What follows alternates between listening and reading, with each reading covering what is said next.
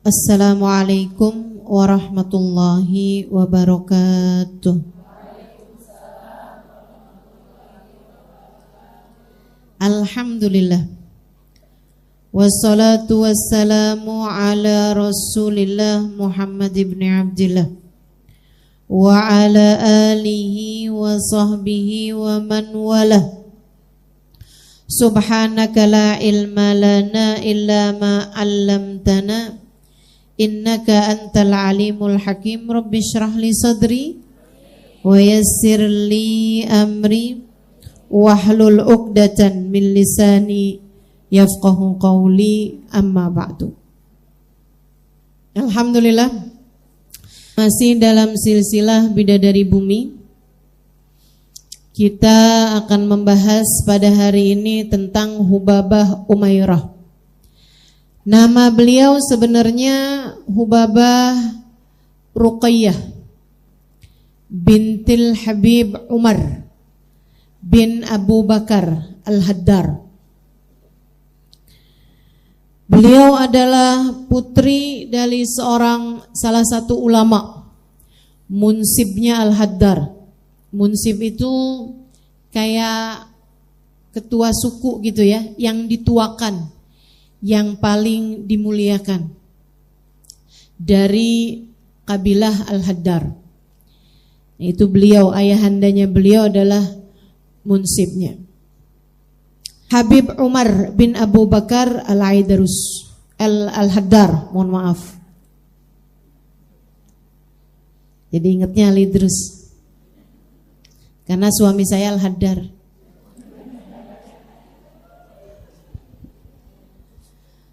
Saudaraku sekalian, Habib Umar punya beberapa orang anak, salah satunya adalah Hubabah Ruqayyah ini.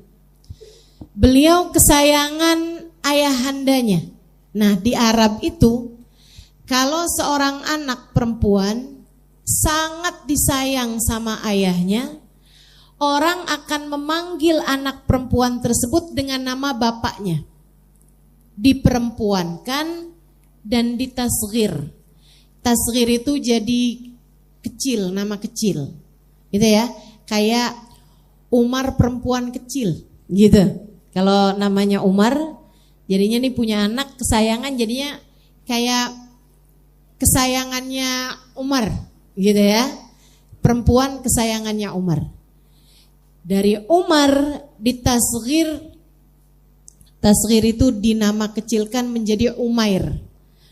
Umair jadi perempuan menjadi Umairah. Faham? Agak susah nih nerangin bahasa Arab.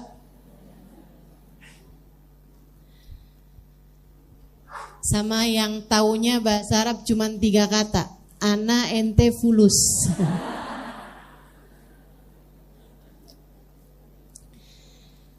Teman-teman sekalian, jadi namanya tasghir. Kalau misalnya nama bapaknya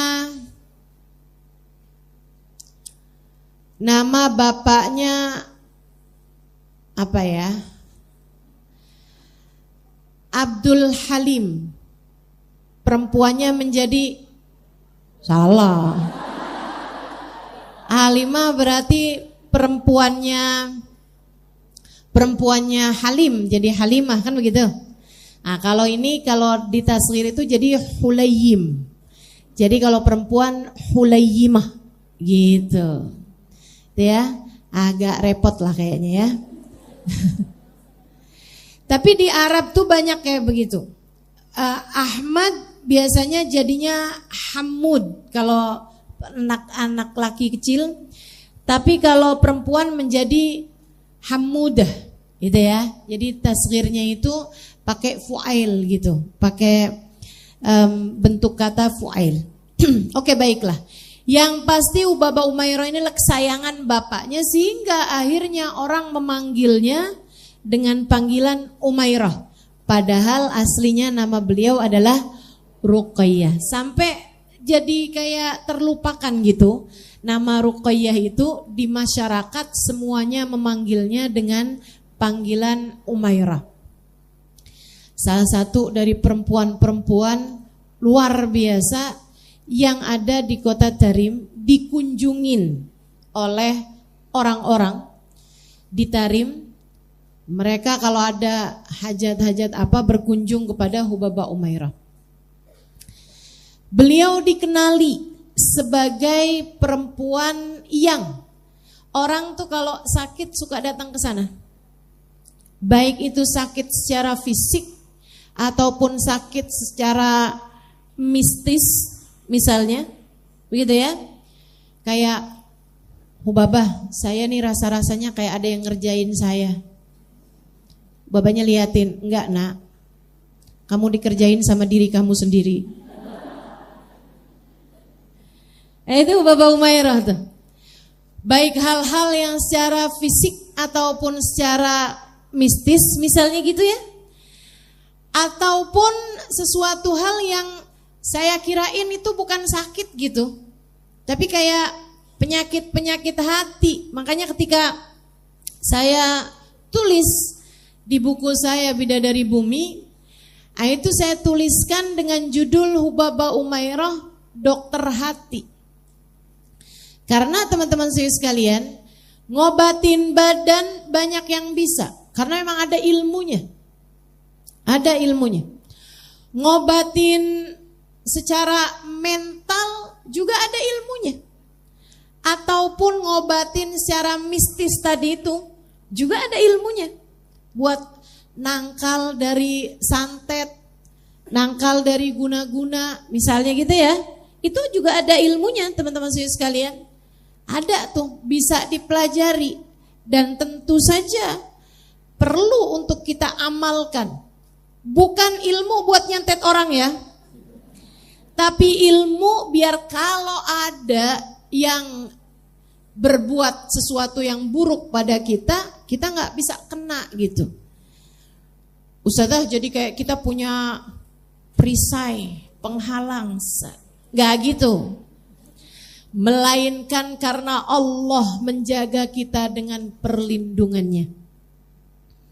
Melainkan dengan Allah SWT akan menjaga kita dengan perlindungannya. Ada banyak ilmu yang diajarkan Nabi Muhammad. Salah satunya juga ilmu untuk menangkal hal-hal buruk semacam ini. Yang diajarkan Nabi salah satunya, siapa yang masuk rumah baca ayat kursi, maka setan gak bisa ikutan masuk ke dalam rumah tersebut. Misalnya lagi yang diajarin sama Nabi Muhammad, sebelum tidur baca Bismillahirrahmanirrahim 21 kali, maka dia akan aman dari segala kejahatan, bahkan aman dari mimpi buruk. Ayo nih, yang modelannya gampang banget mimpi buruk.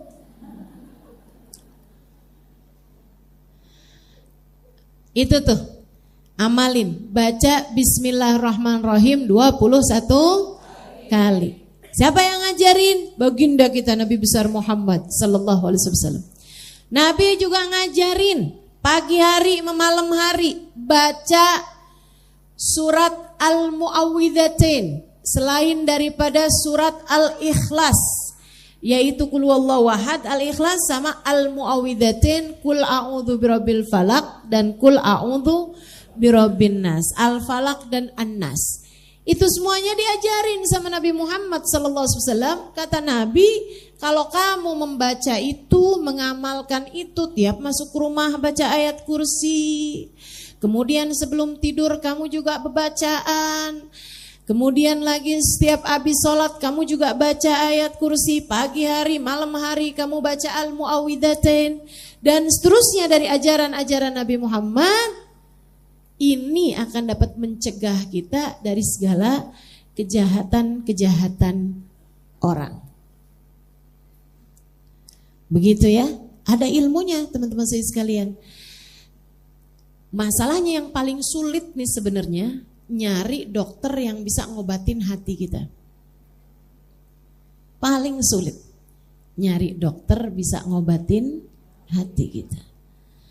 Nah ini menurut saya, ketika saya berjumpa sama Hubabah Umairah, beliau adalah paket lengkap. Paket lengkap seorang pengobat. Paket lengkap seorang dokter. Zahir, batin, sir, maknawi, semuanya tuh. Badan iya juga, pikiran iya juga, hati bahkan iya juga. Dan beliau itu, kalau ada orang yang datang kemudian sakitnya secara fisik, yang beliau tahu nih perlu pengobatan medis, beliau akan bilang berobat kamu ke dokter. Gitu. Itu tuh yang benar tuh. Saudara sekalian. Karena semuanya kan memang ada bagian-bagiannya. Kalau kamu misalnya pergi ke dokter penyakit dalam. Kemudian dokter penyakit dalam itu bilang bahwa ini nih nggak ada kaitannya sama penyakit dalam yang saya tanganin, akan tetapi ini masalahnya sama tulang kamu misalnya. Adalah bukan dokter yang baik kalau dia berusaha mengobati padahal bukan bagian dia. Ya kan? Dia hanya akan sarankan silahkan pergi ke dokter tulang. Kan begitu? Itu baru dokter benar. Sebab sepengalaman saya nggak ada dokter bisa ngobatin semua penyakit. Saya malah curiga kalau kemudian semua penyakit bisa diatasi. Lah, dokter macam apa itu? Nggak gitu teman-teman saudara sekalian. Semua ada bagian-bagiannya masing-masing. Saya pernah bawa teman saya ini. Semula saya nggak mikir buat bawa ke Baba Umairah, karena dia itu mudah pingsan. Akhirnya, kok kenapa dia pingsan gitu kan? Pingsan. Saya pikir masalahnya apa ini? Darah rendah kah? Ada anak Arab bilang, kayaknya kita perlu deh bawa ke Baba Umairah, barangkali dia itu diganggu sama jin. Saya bilang, saya belum pernah tahu ada jin ganggu terus bikin orang pingsan. Dia bilang, itu mungkin jin di Indonesia, Ustazah. Kalau jin Arab agak beda deh kayaknya. Oh gitu.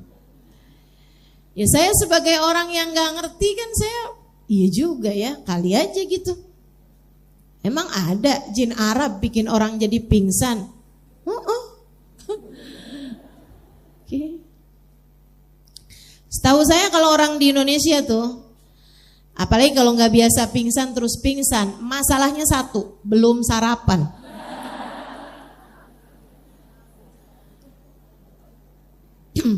Makanya saya sarankan kalau hadir di majelis-majelis ya, apalagi majelis maulid, tolong bawa sarapan. Yang nggak harus menu lengkap, tapi seenggaknya tuh ada yang bisa buat kamu ganjel gitu teman-teman, ya kan? Saya mau minta dijamu sama Allah, nggak gitu caranya. Gak gitu caranya. Nanti kamu akhirnya sepanjang majelis kamu gak konsentrasi ngeliat-ngeliat sebelah. Lontong lebih tuh. Wah. Janganlah gitu ya. Bismillah. Bawa dah. Bawa roti gitu kan. Yang gampang dibawa aja. Jangan nasi uduk melauk-lauknya. Dibawa dari malam pula. Astagfirullah, astagfirullah. Ayo bismillah. Bismillah. Jadi ini teman-teman sekalian, akhirnya saya bawalah teman saya ini ke Baba Umairah. Baba Umairah. Subhanallah, memang ya ini kayak ada ininya loh. Saya lihatnya kayak punya mesin X-ray. Kayak ada MRI gitu. Tapi MRI-nya canggih banget, nggak pakai orang perlu dideteksi, pakai masuk alat, kayak ada di kepalanya gitu. Hubaba Umairah baru masuk ngelihat dia nih, saya belum ngomong apa-apa. Katanya beliau begini nih, lah mau jin lah. Katanya gitu, enggak nih, enggak ada jin. Lah,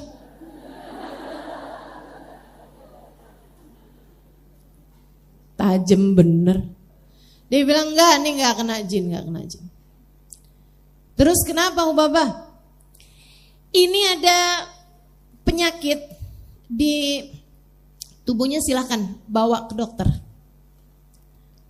Silahkan bawa ke dokter. Tapi kayaknya dokter di kita nih kurang bagus, kata beliau. Di Yaman maksudnya ya. Karena begitulah dokter Yaman, kedokterannya berapa persen, kebanyakan tawakalnya. Agak repot ya.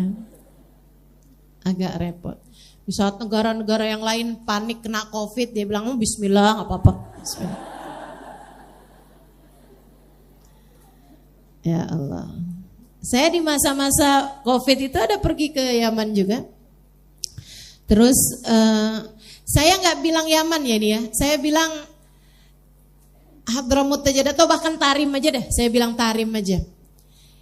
Saudara sekalian, kan setiap negara waktu itu harus yang di swab itu. Waktu di Tarim, yang swab itu laki-laki gitu. Terus dia kasih aja tuh inian swabnya, kamu perempuan masukin sendiri dah. Gitu disuruh swab sendiri sama dia. Bukan mahram. Insya Allah. Jadi tawakalnya lebih besar ya. Masya Allah. Saudara sekalian, katanya Hubaba Umairah, kayaknya lebih baik kamu bawa pulang biar berobat di negeri kamu. Nah, teman saya nih, dia kayak nggak mau gitu pulang, takut nggak bisa balik lagi. Subhanallah, subhanallah. Kami ketika belajar di Tarim itu yang kami takutkan adalah pulang ke negeri kami. Takutnya nggak bisa balik lagi gitu. Kenapa gitu? Ya kan biayanya besar, apanya besar gitu kan. Takut kalau pulang orang tua kemudian nahanin, jangan balik lagi, jangan balik lagi. Padahal biasanya kami kalau mondok dimanapun, yang paling kami pengenin adalah pulang. Pengen cepet-cepet pulang gitu kan. Pengen kawin aja dah. Anak santri itu. Masya Allah. Ini malah sebaliknya gitu. Kalau disuruh pulang pada nggak mau, subhanallah. Udah disuruh pulang tuh nangis gitu. Kalau di telepon terus nangis, saya udah tahu nih. Waduh, disuruh pulang nih. Saya disuruh pulang sama orang tua saya. Wah, subhanallah ya. Itu mondok tuh kalau syekhnya murabbiyah ruh ya. Kalau syekhnya murabbir ruh, mendidik bukan hanya akal kita tapi ruh kita bisa sebegitu menikmati, sebegitu enjoy dalam belajarnya sampai nggak kepengen buat segera pulang ke negeri kita.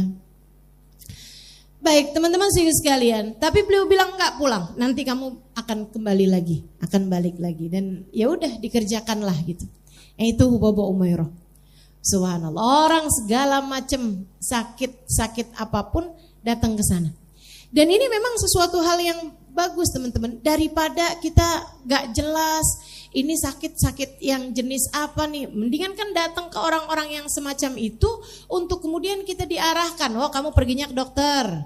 Oh kamu amalkan zikiran ini. Oh kamu harus begini, kamu harus begitu. Makanan kamu harus kamu jaga. Kamu harus lebih banyak begini, lebih banyak begitu gitu.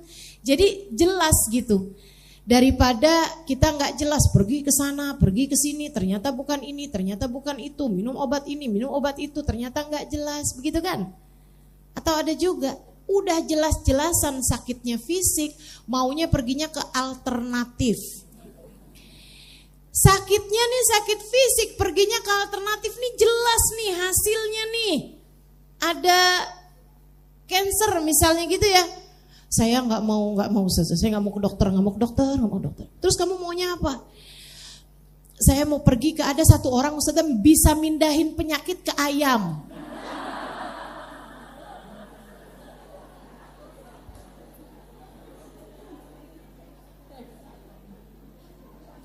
Ada lagi terakhir kayak nggak terima ayam nih, penyakitnya kegedean, nggak bisa cukup dipindahin ke ayam, pindahin kemana? Kambing. Pernah dengar? Saya jadi mikir, ya ampun kesian banget tuh kambing. Sengsara bener tuh ayam. Janganlah kayak begitu. Nggak perlu kayak begitu. Ustazah syirik ya? Bukan, ini bukan syirik. Tapi kamu mengerjakan sesuatu tidak sesuai dengan yang semestinya. Penyakit fisik, obatin fisik teman-teman. Katanya Nabi Muhammad sallallahu alaihi wa ala alihi wasallam, Dawu tasihhu, berobatlah kalian maka kalian akan menjadi sehat. Nah yang namanya berobat harus sesuai. Harus sesuai. Memang sakitnya badan nih pergilah ke dokternya badan gitu. Ustazah tapi kan orang-orang kayak Hubaba Umairah nih langka Ustazah. Bukan hanya langka teman-teman, tapi kayak nyaris tidak ada. Bukan berarti gak ada, mestinya ada dong. Hamba-hamba tercinta di sisi Allah SWT yang Allah kasih memiliki kemampuan semacam itu, dikasih sama Allah SWT, tapi ya itu tadi nyaris tidak ada. Yang ngaku-ngaku sih banyak. Betul? Pernah denger yang ngaku-ngaku? Banyak yang ngaku-ngaku. Tapi beneran bisa begitu? Bisa tahu, oh ini kamu sakit, pergilah ke dokter bagian ini. Oh yang ini nih, kamu masalahnya itu karena kamu suka ngatain orang. Misalnya, oh ini karena kamu ini apa-apa dipikirin, oh kamu nih karena, dan memang benar demikian adanya. Sehingga sekalian nih yang agak susah, hampir tidak kita temukan. Ada tapi sangat langka. Terus gimana dong Ustazah kalau kayak gitu? Teman-teman serius sekalian, nih saya kasih tahu poinnya. Kenapa bisa tahu? Karena mereka diberitahu. Siapa yang memberitahu mereka? Ini sekali lagi yang benar ya, yang benar, bukan yang ngaku-ngaku. Oke, sepakat kita? Bahwa di atas muka bumi ini ada orang-orang yang diberitahu oleh Allah SWT sehingga mereka tahu. Dan saya berjumpa dengan 1, 2, 3 orang di antara mereka. Teman-teman sekalian, bukan sekali lagi bukan yang ngaku-ngaku bisa ngobatin segala macam penyakit bla bla, bukan. Tapi memang yang diberitahu oleh Allah SWT ada, meskipun sekali lagi nyaris nggak ada, sedikit sekali jumlah mereka. Kalau kamu tidak berjumpa dengan yang semacam ini, nih saya kasih tahu poinnya. Kenapa mereka ini yang nyaris langka ini bisa tahu? Karena mereka diberitahu. Siapa yang memberitahu mereka? Yang mengetahui segala sesuatu namanya Allah. Sehingga kalau kamu bingung saat kamu sakit, apakah berobat yang ini adalah yang terbaik? Kemana saya harus pergi? Bertanyalah kepada Allah. Gimana caranya Ustazah? Beristikharahlah. Tentu untuk sakit-sakit yang memang membingungkan. Tapi kalau kamu, Ustazah saya kok sering sakit kepala ya, gak usah istikharah.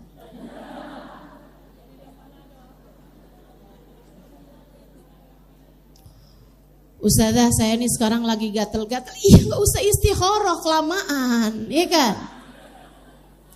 Kalau sakit kamu jelas Ustazah flu saya Ustazah, ya minum obat sana. Tapi kan obat banyak Ustazah, saya bingung saya istikharah dulu bagaimana nih?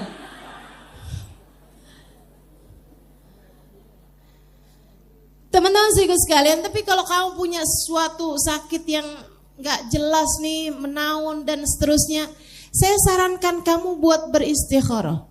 Ustazah kayak gitu enggak? Iya. Saya istikharah tahun lalu ketika Allah kasih saya sakit, mungkin teman-teman masih ingat, ketika saya harus datang ke majelis dengan kursi roda, ketika saya datang ke majelis dengan tongkat ya, kemudian ganti kursi roda. Nah itu pada saat-saat sakit semacam itu, ketika semua dokter mengatakan kamu harus operasi begitu. Tapi suami saya takut kalau kamu operasi. Banyak yang gak berhasil juga Halimah kalau operasi gitu, kata suami saya, ya kan. Nah saat-saat semacam itu saya pun beristikharah. Saya tanya, ya Allah apakah operasi baik untuk saya? Ya Allah apakah hal yang semacam ini baik untuk saya lakukan? Nah saya beristikharah. Kan saya takut juga teroperasi gagal. Karena agak sulit nyari pengganti saya, ya kan?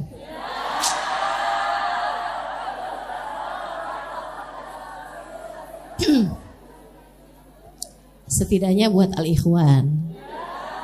Betul kan Kak? Jadi akhirnya istikharah saya. Nah, orang-orang seperti Hubabah Umairah ini mangkas. Istikharah repot kan Ustazah? Iya, istikharah berhari-hari kan. Tanya sama Allah SWT gitu. Kalau datang, kalau ada orang kayak Hubabah Umairah ini kan enak. Ustazah kalau gitu saya nanya sama Ustazah aja. Enggak. Saya bukan Hubabah Umairah. Nah saya aja pakai istikharah, masa kamu mau nanya sama saya? Saudaraku sekalian, saya muliakan nih orang kayak Hubabah Umairah. Bisa kayak begitu tuh. Masya Allah, Masya Allah. Luar biasa. Jadi sekali lagi ini ngajarin kepada kita, kalau ada sakit beristikharahlah. Jika memang sakitnya tersebut itu, berobatlah maksud saya. Kalau kamu kena sakit, berobatlah.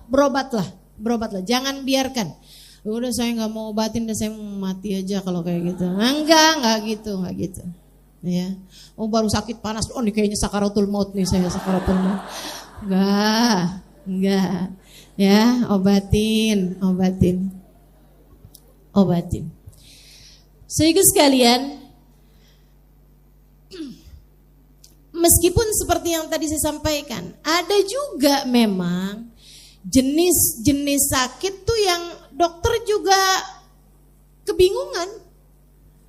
Ini kok di USG ada sabut kelapa. Itu pernah terjadi. Saya ngomong seperti ini karena itu pernah terjadi. Ada seorang kawan, dia rupanya ada yang ngirim-ngirim ke badannya gitu. Ini mau saya ceritain cerita yang lebih horor gak?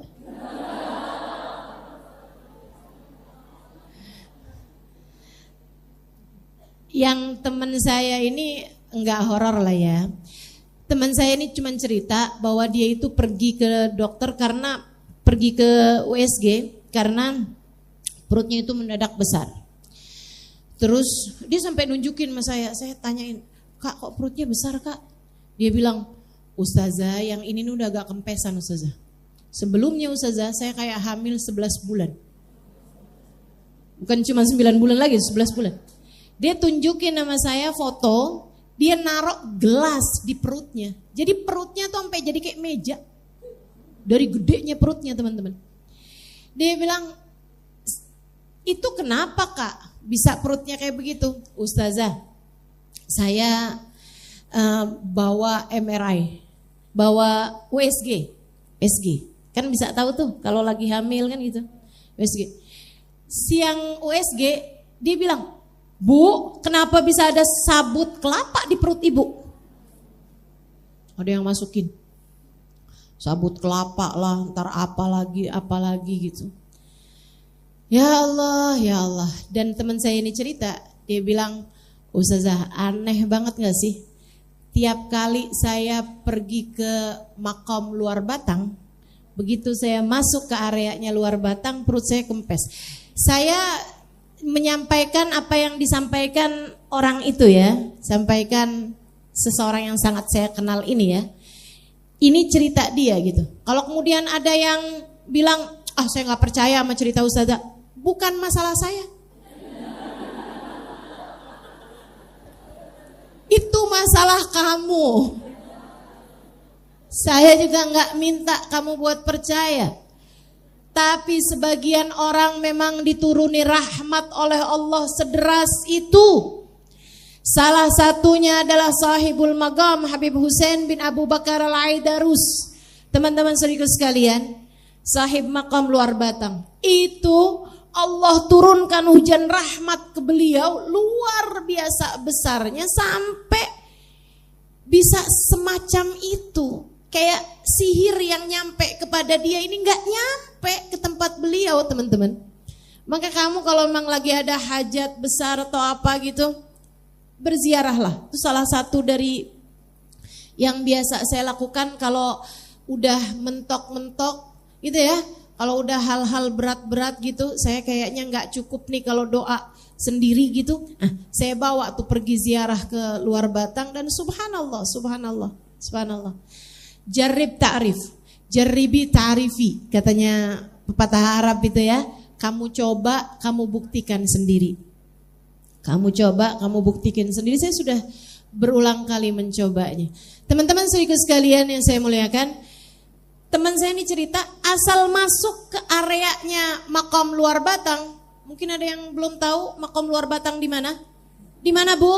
Di Luar Batang. Ada aja. Apa tadi? Ustazah bilang apa tadi? Ziarah Luar Batang. Oh penting nih, saya lagi ada urusan nih. Di mana ya Luar Batang? Hah? Makam Luar Batang tuh di mana? Di Luar Batang. Di sana itu ya. Di daerah Jakarta apa tuh? Utara. Jakarta Utara. Saudara sekalian, dia bilang asal masuk area Makam Luar Batang tuh Ustazah, perut saya ngempes. Perut saya kempes. Jadi begitu saya masuk ke ziarah Makam Luar Batang itu Ustazah, di area beliau itu, udah tuh saya ziarah enak, nggak ada, semua sakit saya hilang. Dia bilang nanti tuh Ustazah, begitu saya keluar dari sana, sampai saya masuk lagi ke mobil, balik lagi Ustazah, perut saya itu. Subhanallah. Itu makam nggak bisa dimasuki oleh sihir manapun, teman-teman sekalian. Jadi kalau kamu ngerasa nih kayaknya sakit-sakit saya ini kena nih, cobain aja.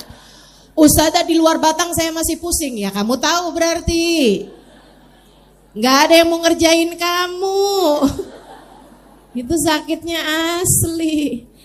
Ya, baik, saudaraku sekalian yang saya muliakan, yang saya mau kasih tahu sama kamu ini sesuatu hal yang sangat horor. Tapi saya mau bahas Subaba Umairah.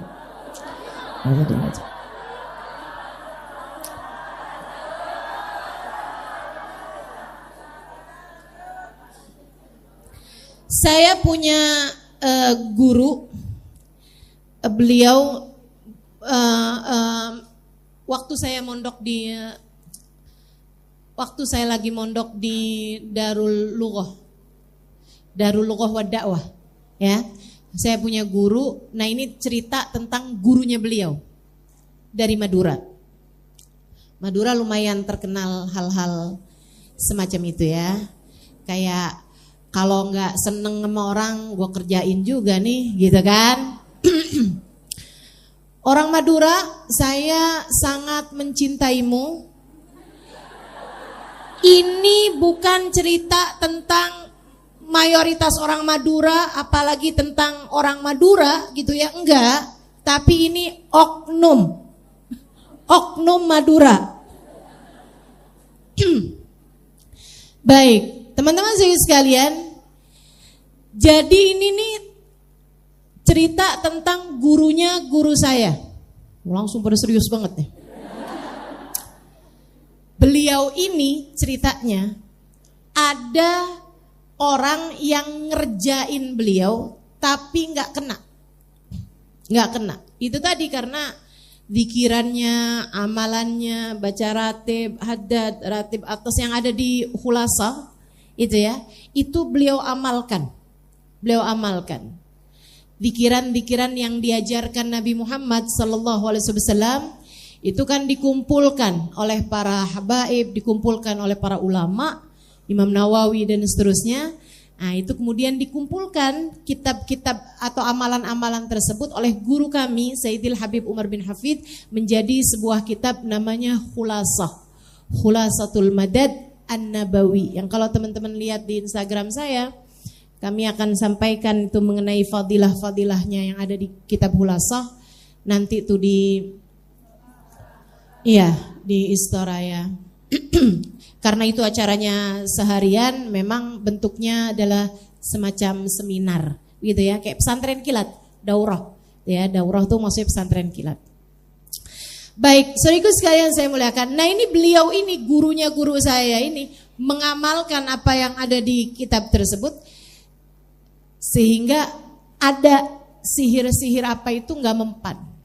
Satu waktu si dukun paling hebat yang ada di sana itu penasaran sama beliau, akhirnya wawancara, nanya sama beliau yang adalah seorang habaib, salah satu dari habib. Dia bilang, "Bib, ana nih kerjain antum nih tapi nggak bisa kena-kena. Padahal saya kerjain siapapun tuh saya selama ini kena aja gitu. Kalau boleh saya tahu antum nih ngamalin apa?"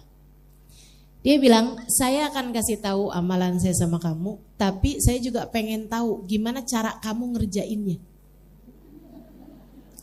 Lihat ini, film horornya masuk nih. Oke, boleh. Jadi barter ilmu. Cuman pengen tahu aja kok bisa ada serabut kelapa masuk di perut orang, ya kan? Kadang-kadang ada cicak loh. Ada paku, ada jarum, ada segala macam bisa masuk ke tubuh orang gitu. Penasaran.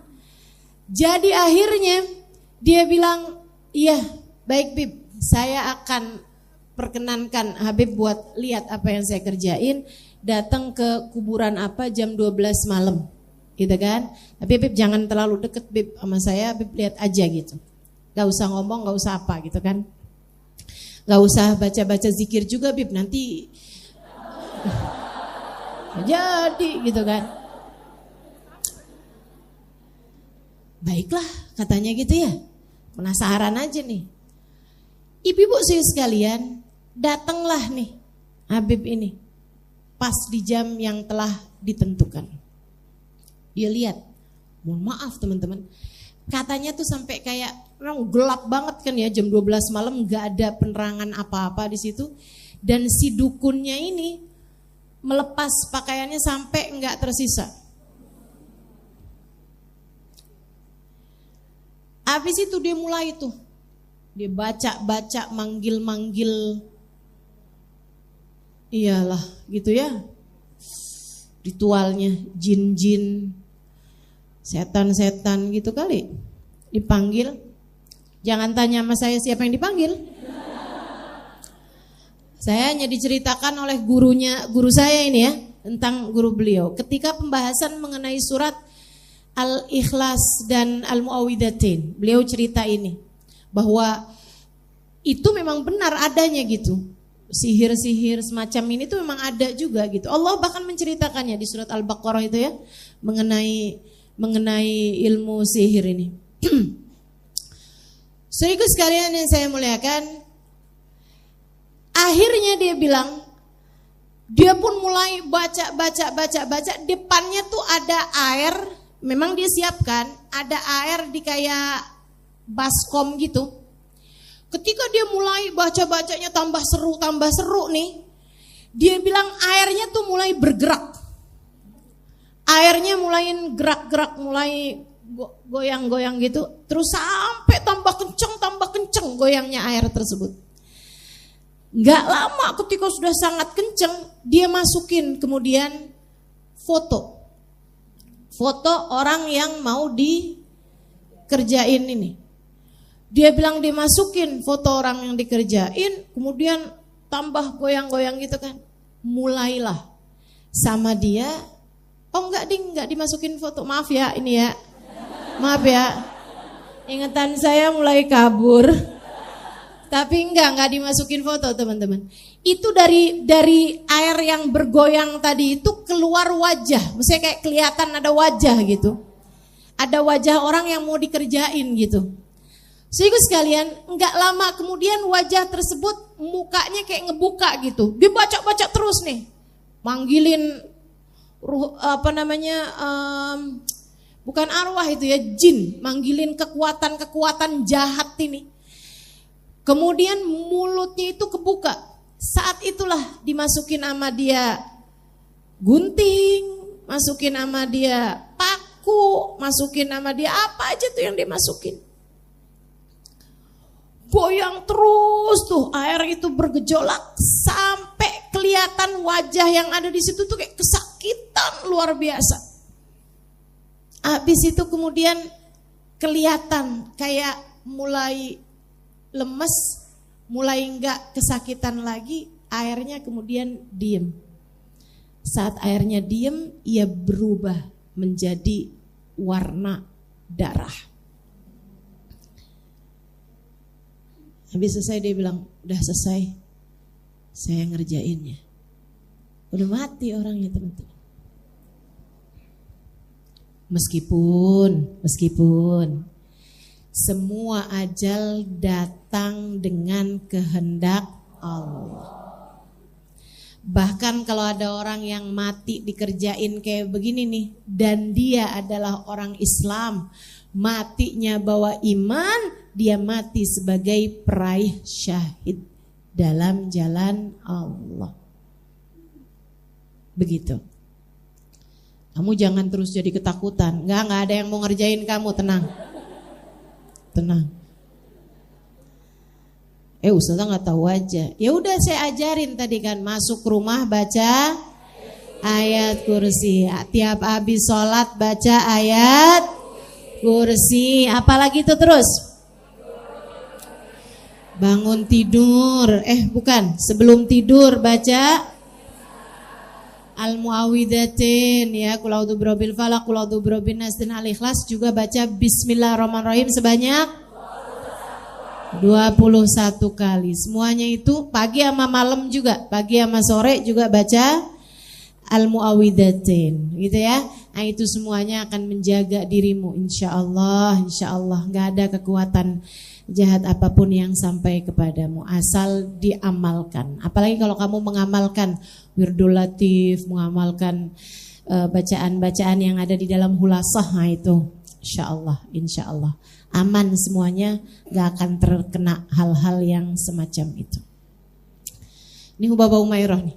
Jadi orang kalau ada yang kena macem-macem yang kayak gitu-gitu tuh datang Hubabah Umairah diselesaikan tuh. Sehingga sekalian, termasuk yang saya gak kira bahwa itu adalah penyakit.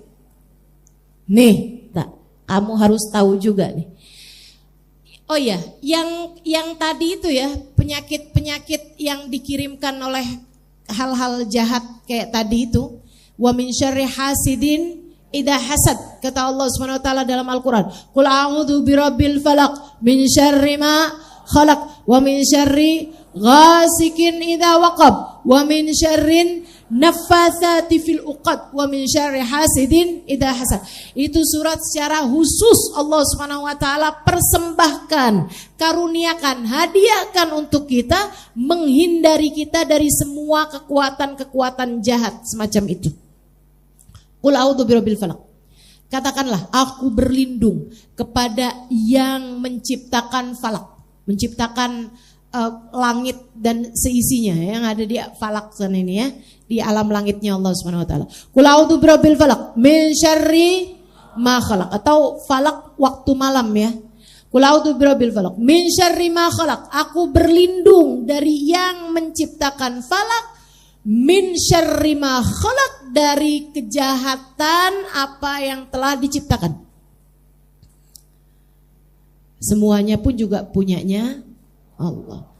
Termasuk kekuatan-kekuatan jahat pada akhirnya juga semuanya adalah milik Allah Subhanahu wa taala. Qul a'udzu birabbil falaq min syarri ma khalaq wa min syarri ghasikin dari kejahatan malam apabila sudah masuk malam. Kenapa disebutkan secara khusus malam? Karena kegiatan-kegiatan semacam itu, acara-acara santet, sihir, guna-guna, apapun itu bentuknya, nggak ada dikerjainnya siang bolong kayak gini, nggak ada. Nggak ada. Itu dikerjakannya di waktu malam. Di waktu malam. Syarri ghasikin idza waqab wa min syarrin naffatsati fil uqad. Dari kejahatan nafasat. Nafasat itu perempuan-perempuan yang suka niup-niup di sihir. Ada tuh, ditiup ya, pakainya sistem tiup, teman-teman serius sekalian. Pakai itu ditiup-tiup tuh, dibakar, diapain segala macam. Kok perempuan Ustazah? Ya kan nenek sihir. Identiknya bukan kakek sihir. Ya kan? Iya, memang zaman itu, zamannya Nabi yang ngerjain kayak begituan itu kebanyakan justru perempuan. Jadi itu secara umum aja, karena memang waktu itu yang ngerjain Nabi Muhammad, Nabi kan pernah kena sihir juga, yang menjadi sebab turunnya surat Al-Mu'awwidhatain tadi ini ya. Qul a'udzu birabbil falaq, qul a'udzu birabbin nas. Itu yang ngerjain Banat Lubaid, anak perempuannya Pak Lubaid. Teman-teman, Mbah Lubaid ini. Ya, itu dia punya anak-anak perempuan-perempuan dan mereka adalah perempuan-perempuan tukang sihir paling terkemuka sejazirah Arab pada masa tersebut. Begitu, min syarri nafasat. Makanya ayatnya bunyinya nafasat, perempuan tukang sihir gitu kan. Karena memang ayat tersebut turun kepada Banat Lubaid, kepada anak perempuannya Lubaid. Min syarri nafasati fil uqad wa min syarri hasidin idza hasad. Nah, orang sering berbuat kayak begitu tuh dari sifat hasud, dari kejahatan orang yang hasud. Ya, orang yang hasud nih bisa bikin kejahatan-kejahatan yang di luar nalar. Orang sebel sama orang, benci sama orang, hasud sama orang, iri dengki sama orang. Akhirnya ada yang diguna-guna, akhirnya ada yang termasuk cinta ditolak. Itu kan yang kayak begitu-begituan itu ya. Nah, ini bacaan-bacaan yang kita punya nih teman-teman sekalian, baca ratib, baca wirid sakran dan lain sebagainya, menghindarkanmu dari itu semuanya itu. Hal-hal semua yang kayak begitu-begituan itu ya. Dan juga ada tuh, wa min syarri hasidin idza hasad, juga ada jenis penyakit lain. Namanya kena ain. Kena mata. Mata panas. Orang sebutnya ya. Pernah dengar? Innal aina haq, kata Nabi Muhammad SAW. Sesungguhnya penyakit kena mata, sesungguhnya sesuatu hal terjadi karena kena matanya orang, itu adalah hak, itu adalah sesuatu yang nyata, benar adanya. Nabi yang bilang, jadi kamu gak boleh gak percaya. Sebab Nabi yang bilang kamu harus percaya, meskipun kamu gak harus takut. Percaya aja gitu kan. Kayak misalnya ada dokter bilang, tahun ini ada kena COVID gitu kan. Ada penyakit namanya COVID tahun 2020 kemarin. Nah kalau udah mereka bilang ya kita percaya kan begitu. Enggak harus takut, tapi percaya memang COVID-nya itu nyata kan begitu. Nabi Muhammad juga bilang innal aina haq, sesungguhnya sakit ain, kena ain ini adalah sesuatu hal yang hak, sesuatu hal yang benar, nyata adanya. Teman-teman sekalian, cuman kalau hasud itu yang kemudian ngerjain orang ina itu segala macem, itu biasanya adalah karena memang kebencian yang luar biasa. Ain itu malah justru sering terjadi karena pujian. Makanya jangan muji kecuali dengan disandarkan kepada Allah, dengan kita bilang Masya Allah. Luar biasa ya kehendak Allah atas orang ini. Masya Allah ilmunya, Masya Allah cantiknya. Atau kalau tidak, iringi dengan sholawat. Gitu ya. Kami di Tarim Hadramaut kalau muji orang pasti diawali dengan sholawat. Allahumma sholli ala Sayyidina Muhammad. Alhamdulillah Ustazah sekarang udah sehat ya. Allahumma sholli ala Sayyidina Muhammad. Gitu. Pinter banget ya orang itu. Allahumma sholli ala Sayyidina Muhammad. Anak itu cantik sekali. Allahumma sholli ala Sayyidina Muhammad. Gitu. Mereka bacain sholawat. Bahkan kalau ada dengar orang muji nggak pakein sholawat, yang lain negur, shollu ala nabi, sholawat, kamu harus baca sholawat, gitu diingetin sama orang-orang lain. Biar pujian kita ini nggak bawa keburukan buat orang yang dipuji, buat orang yang dipuji. Jadi kamu kalau kagum terhadap sesuatu, kamu puji, gitu ya. Nah itu pujian kamu itu harus diiringi dengan sholawat atau diikuti dengan ucapan Masya Allah agar orang tersebut tidak terkena ain, terkena pandangan buruk dari dirimu tersebut. Ya, jadi kalau misalnya, wah jangan-jangan kena mata loh Ustazah saya ini. Oh kenapa gitu? Kemarinan muka saya mulus banget, teman saya muji langsung saya jerawatan. Bisa jadi, tapi bisa jadi juga karena kamu kebanyakan makan kacang. Jadi gimana Ustazah mestinya? Kalau ada yang muji, kamu jangan kegeeran.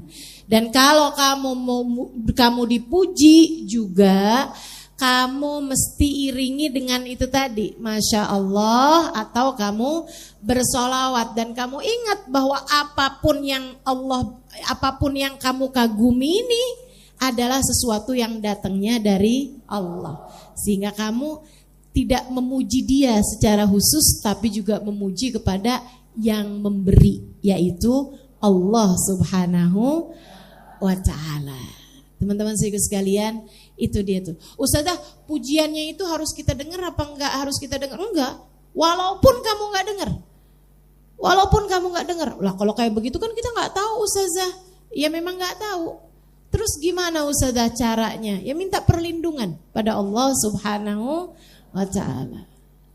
Minta perlindungan kepada Allah Subhanahu wa Ta'ala. Insyaallah mudah-mudahan semuanya dijaga Allah Subhanahu wa Ta'ala.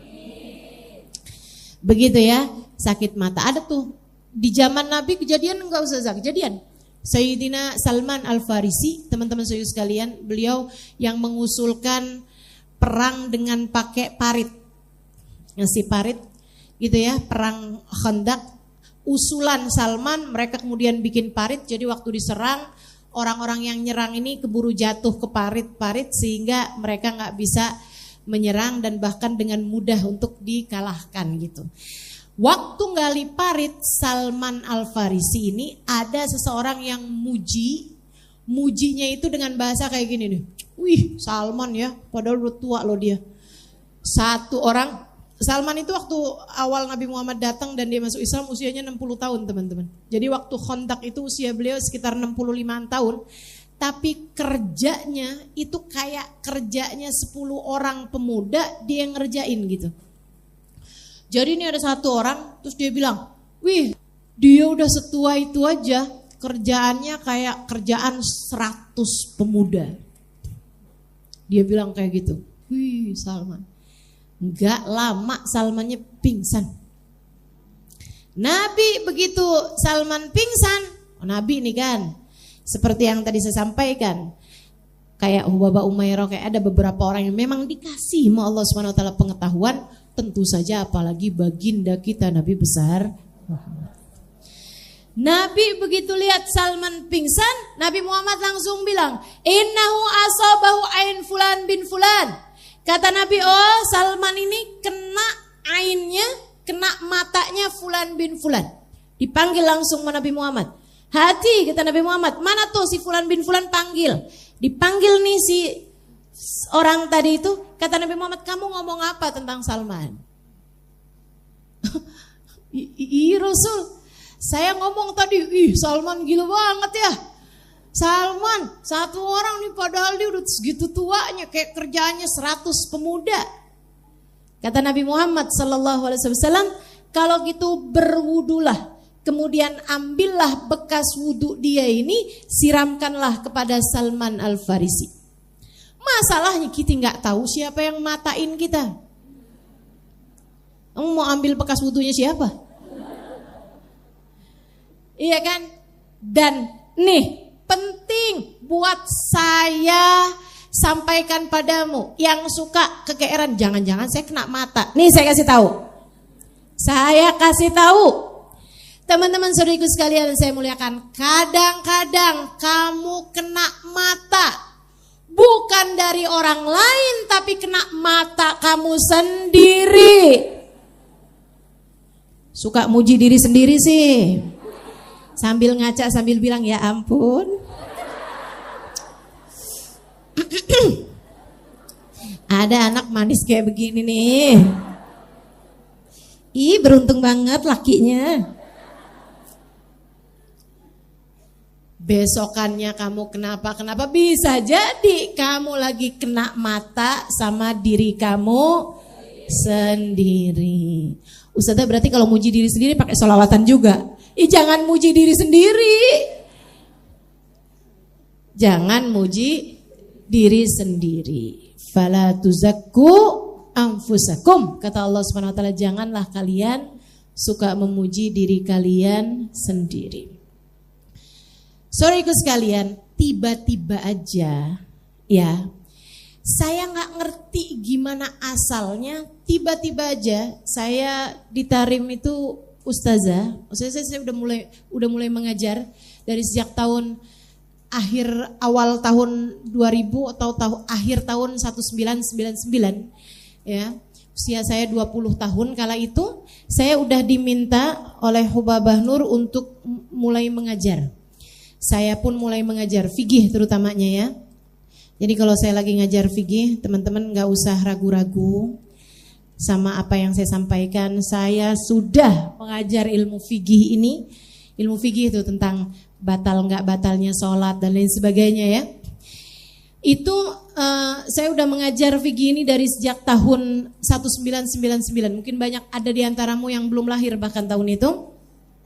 Saya udah mulai ngajar tuh teman-teman. Nah, saya tiba-tiba aja dalam tahun-tahun sekitaran tahun 2002 ya atau 2001 gitu, saya nggak ingat pastinya.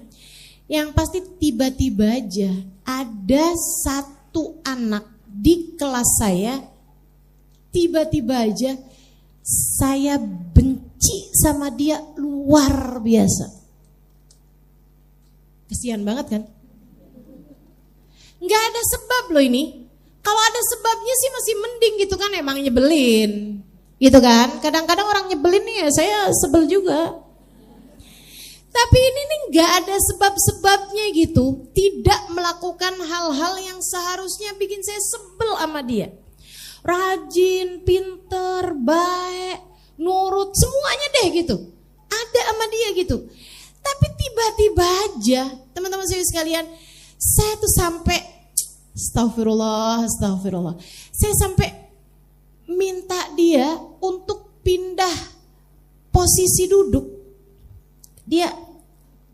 Saya duduk depan gitu, saya sampai minta dia untuk duduk di posisi yang saya nggak harus kelihatan dia secara langsung gitu. Ya maksudnya yang agak kebelakangan lah, yang nggak harus saya liatin dia gitu. Tapi kalau depan banget tuh kan setiap kali saya ngelongok gini kan anak muridnya di kelas itu kan nggak banyak, 30 orang misalnya gitu kan. Nah itu kan setiap kali kalau dia duduk paling depan kan begini langsung kelihatan dia gitu.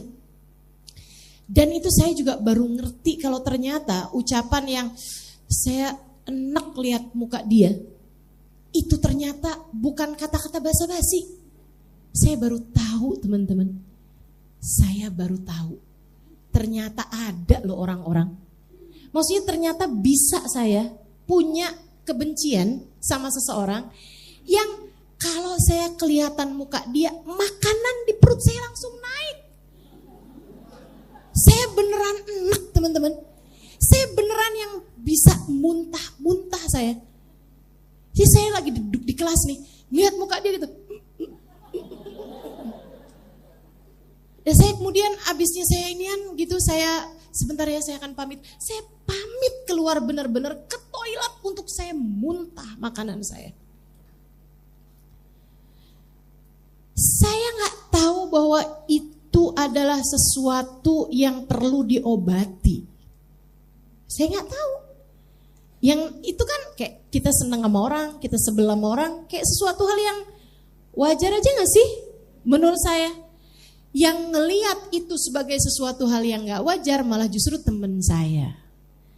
Teman deket saya, maksudnya di kelas ini.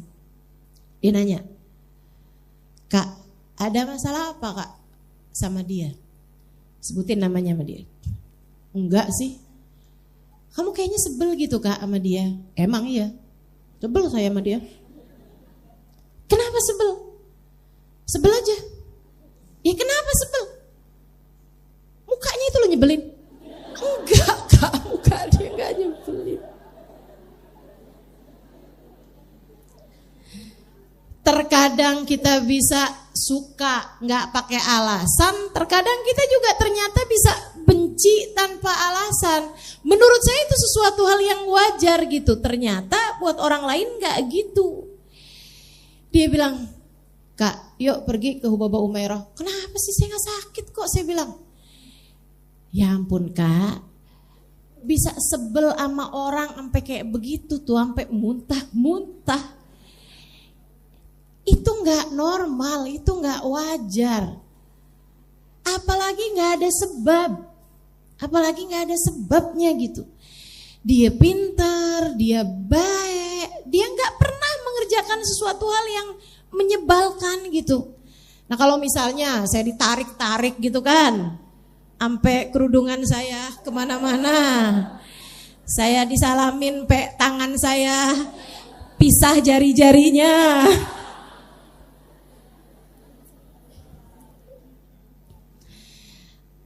Itu kan bisa aja terjadi, saya sebel misalnya gitu ya, sesuatu hal yang wajar. Makanya saya sering sampaikan kepadamu, kalau lagi kita kedatangan guru-guru yang mulia, saya bilang kan, jangan salaman, jangan rebut-rebutan, ya kan? Karena kadang-kadang kalau mereka sebel, masalahnya bisa berat sama kamu, gitu. Akhirnya teman saya itu bilang, nggak normal Kak Ima nggak normal. Ayo kita pergi ke Hubaba Umairah. Ada saya pikir-pikirin, dia juga kesian juga sama dia gitu. Kalau saya sebagai gurunya sampai nggak ridho, itu kan kesian dia juga. Bisa jadi saya bukan siapa-siapa, tapi status saya sebagai guru itu yang bisa bermasalah buat dia gitu. Karena statusnya dia kan duduk di kelas itu kan sebagai murid. Itu sebabnya. Nih saya kasih tahu aja, itu sebabnya kenapa saya tidak pernah menganggapmu murid. Saya kasih tahu, itu sebabnya kenapa saya tidak pernah menganggapmu murid saya. Siapa di antaramu yang pernah saya bilang bahwa kamu adalah murid saya? Nggak pernah. Saya selalu menganggapmu sebagai kawan-kawan saya, teman-teman saya yang duduk di majelis saya, yang mendengarkan saya. Saya tidak pernah menganggapmu sebagai murid. Perkara kamu mau menganggap saya sebagai guru itu urusan kamu. Nih ya, tapi saya tidak pernah menganggapmu sebagai murid. Kenapa? Saya takut kalau saya menganggap diri saya sebagai guru, itu sama halnya dengan ibu yang menganggap anaknya sebagai anak, gitu kan? Maksudnya yang memang anak sama ibu kan, hubungannya kan jadi kayak gitu tuh. Kalau ibunya nggak ridho, anaknya bermasalah. Kalau ibu nggak usah ngajarin lah gitu. Tapi karena saya sayang, saya kasih tahu, saya ajarin, saya doain, saya apapun aja. Bagian dari saya tahu, saya ajarin, saya doain, saya apapun aja. Bagian dari saya rasa sayang saya kepada teman-teman saudariku sekalian semuanya gitu. Tapi itu tadi, saya tidak pernah menganggapmu sebagai murid saya. Jadi saya kalau ditanyain, Ustazah punya murid berapa banyak? Gak punya. Saya gak punya murid. Saya gak punya murid. Saya gak punya santri, saya gak punya murid. Semoga dengan cara ini kita hubungannya jadi baik-baik aja lah. Ya, Jadi kalau ke saya sebel sama siapapun nggak akan ngaruh, insya Allah nggak akan ngaruh karena kamu bukan murid saya, nggak akan ngaruh insya Allah. Jadi kalau misalnya ada yang ngomongin saya di luar gitu, nggak akan seberpengaruh itu, jelek-jelekin saya di luar gitu, kamu insya Allah nggak sampai gimana-gimana gitu. Kenapa gitu? Karena saya bukan guru kamu. Saya tidak pernah menganggapmu sebagai murid saya. Dalam artian, kalau sampai kamu jelek-jelekin guru kamu, itu bahayanya bisa sangat besar, teman-teman. Bisa sangat besar. Ngaruh ke ilmu kamu, ngaruh ke apa kamu gitu. Itu yang saya nggak mau gitu. Jangan sampai terjadi itu. Nah, masalahnya waktu di Tarim, yang belajar di kelas saya adalah murid-murid saya. Jadi teman saya nih ngerasanya, bahaya kak, kesian dia kak, ayo kak berobat kak. Pergilah saya ke Hubaba Umairah. Teman-teman saya sekalian, Hubaba Umairah kemudian bilang sama saya, Alimah, di atas muka bumi ini ada 2 orang yang akan sangat mudah untuk kena mata orang. Yang akan ada banyak orang yang hasut juga sama dia. Mudah kena mata sama mudah untuk orang hasut sama dia. 1, orang kaya. Orang kaya kan banyak dihasutin sama orang, ya kan? Yang kedua, ulama, orang yang berilmu. Kamu sudah Allah pilih menjadi salah satunya. Kamu berilmu nak, bahkan dari muda. Akan sangat mungkin untuk ada orang yang hasut sama kamu, atau hasut sama orang yang kamu sayangi. Hasut sama orang yang kamu sayangi. Jadi misalnya gitu di kelas gitu ya, ada orang-orang yang misalnya saya kasih perhatian lebih kepada dia, yang lain pada hasut gitu. Kan sesuatu hal yang lain pada iri gitu, yang lain pada iri. Ih, dia kok disayang ya Musa Salimah gitu. Dan itu bahaya gitu. Bahaya buat dia nih yang diiriin, bahaya juga buat kamu gitu. Katanya Hubaba Umairah, saya rasa itu yang saat ini terjadi kepadamu. Beliau kemudian doa-doain saya. Jadi kata beliau, kamu nih lagi kena mata orang, kena hasutnya orang gitu, kena iri dengkinya orang.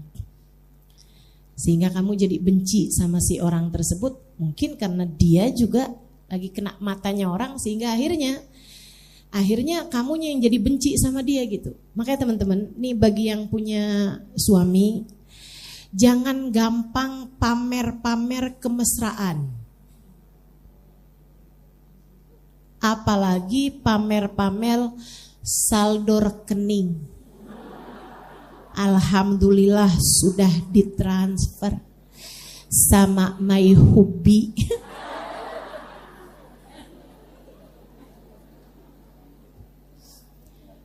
Hati-hati tuh sama yang begituan tuh. Gitu kan? Pamer-pamer kemesraan di media sosial, di mana gitu kan. Ada tangannya lagi ngegandeng. Di foto, di caption forever. Til jannah insya Allah. Kenapa pakai begitu gitu?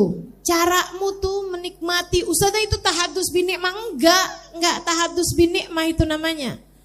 Tahadus bin nikmah itu mensyukuri kenikmatan yang Allah Subhanahu wa taala berikan, bukan memamerkannya. Bukan memamerkannya. Terus tahadus bin nikmah tuh kayak gimana Ustazah? Kayak yang saya lakukan sekarang. Saya punya ilmu, saya kasih tahu kepadamu. Itu namanya tahadus bin nikmah. Kalau kamu tahadus bin nikmah, ya ibu-ibu nih, dapat uang transferan agak banyakan dari suaminya, kamu kemudian kasih, bagiin kepada orang lain, kamu sedekah, itu namanya tahadus bin nikmah. Orang lain ikut merasakan kenikmatan yang Allah Subhanahu wa taala berikan kepadamu, itu namanya tahadus bin nikmah. Jangan salah-salah. Jangan salah-salah. Ikut merasakan kenikmatan. Ada orang lain yang ikut serta merasakan kenikmatan yang Allah berikan padamu. Seperti yang tadi saya sampaikan, saya diberi kenikmatan ilmu, kamu pun ikut merasakannya. Saya diberi kenikmatan berjumpa dengan perempuan-perempuan soleha, saya pun membagikannya kepadamu. Namanya tahadus bin ni'mah. Kamu lagi dapat uang lebih, kamu berikan kepada orang lain, gitu ya. Bagian dari tahadus bin ni'mah. Bukan orang lain ngelihat kemesraan kamu, ngelihat tahu, nah saldo gua nih, liatin. Nggak gitu caranya. Jelas ya. Teman-teman sekalian, Hububah kasih pesan. Jadi Halimah, kamu kalau sayang, senang sama seorang, nggak usah tunjukin kepada orang lain, takutnya menimbulkan keirian dari orang tersebut. Oh baik Hububah, saya jadi ngerti juga gitu kan. Beliau kemudian doain saya, doain saya buat mencabut rasa tersebut dari diri saya. Terus beliau ada kasih amalan. Nah ini saya mau sampaikan sebagai ijazah. Kalau kayak ginian nih namanya ijazah. Ijazah itu artinya saya diajarkan ya. Kemudian saya mengajarkannya kembali kepadamu secara khusus gitu, secara khusus. Ini namanya perlu ijazah. Jadi kayak obat tuh namanya ada resepnya gitu. Jadi ini boleh bagi siapapun yang dengerin saya secara langsung ataupun baik secara langsung hadir di sini ataupun yang sedang live di Instagram saya ataupun di media sosial saya untuk ambil ijazah ini dari saya ya. Ini saya diijazahkan dari Hubabah Umairah untuk saya gitu kan. Hanya diamalkan di saat kamu merasa sedang dalam hati, suasana hati yang tidak mampu kamu kendalikan. Sekali lagi, ini kan seperti yang tadi saya sampaikan, ini kan resep obat ya.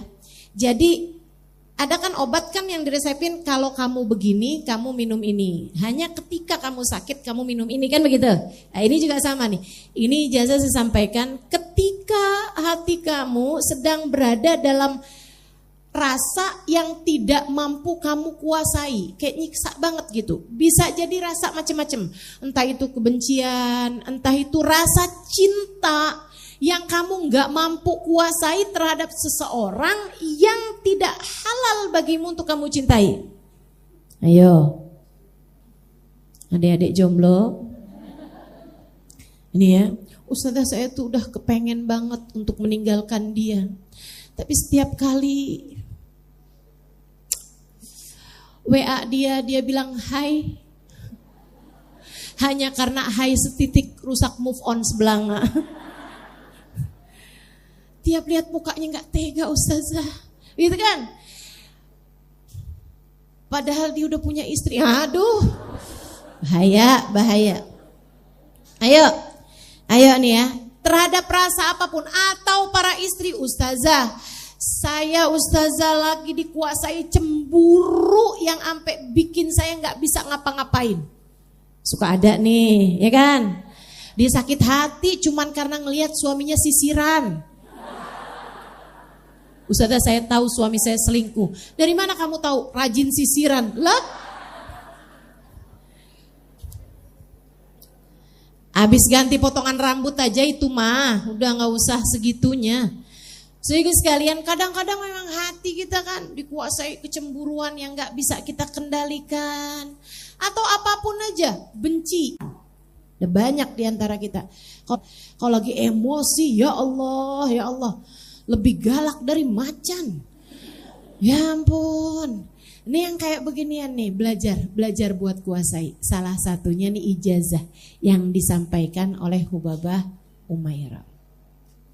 Halimah, lagi dalam masa-masa ini nih nak, coba kamu amalkan ini.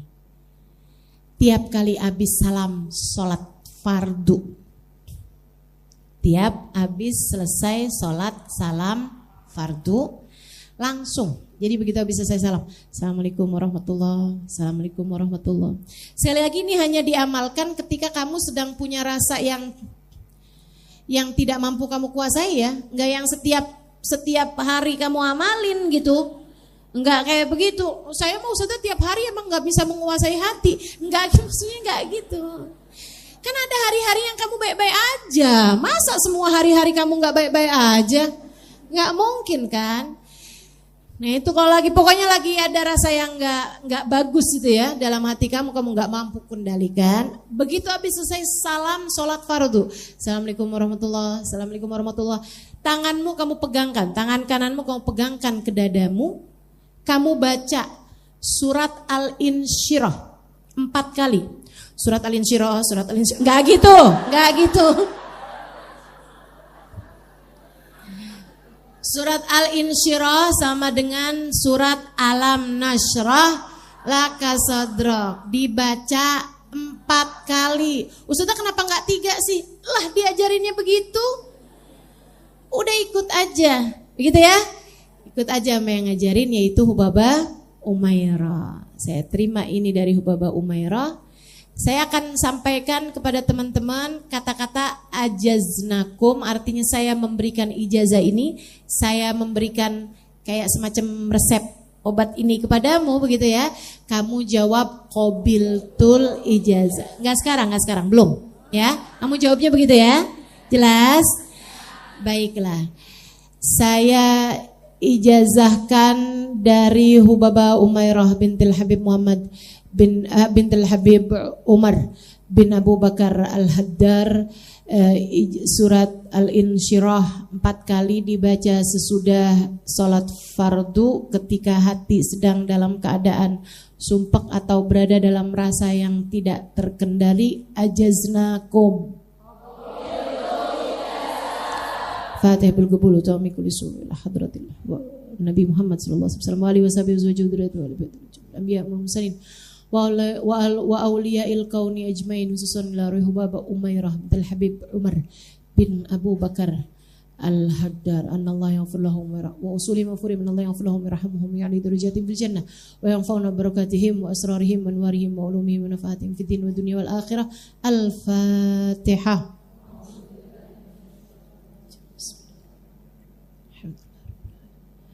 Ar-Rahman Ar-Rahim Maliki Yawmiddin Iyyaka na'budu wa iyyaka nasta'in ihdinas siratal mustaqim siratal ladzina an'amta 'alaihim ghairil maghdubi 'alaihim waladdallin. Amin.